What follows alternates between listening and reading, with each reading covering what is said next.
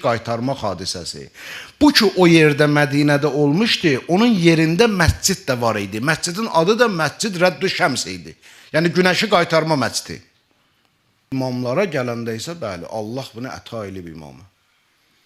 İmamlarımızda bu var. İndi biri deyər ki, buna sənin Quran ayən var. Deyirəm ki, bəli. Birinci, Süleyman Peyğəmbərin vəziri Asif ibn Bərxiyanın məsələsi. Quran bizə aşkar şəkildə deyir ki, bir göz qırpımında Asif ibn Bərxiya Bilqeystin taxtın Yəməndən Fələstinə gətirdi. Bir göz qırpımında. Əgər bu vilayət olmasaydı, Allah ona, Allahın yaratdıqlarını bu nizamda ona səlahiyyət verməsəydi, Asif ibn Bərxiya bu işi görə bilərdi, yoxsa yox? Görə bilməzdi. Deməli, hələ Asif ibn Bərxiya Peyğəmbərdir ki, Peyğəmbərin vəziridir. Deməli, Süleyman Peyğəmbərin vəsisidir. Deməli, Peyğəmbər vəsisinə Allah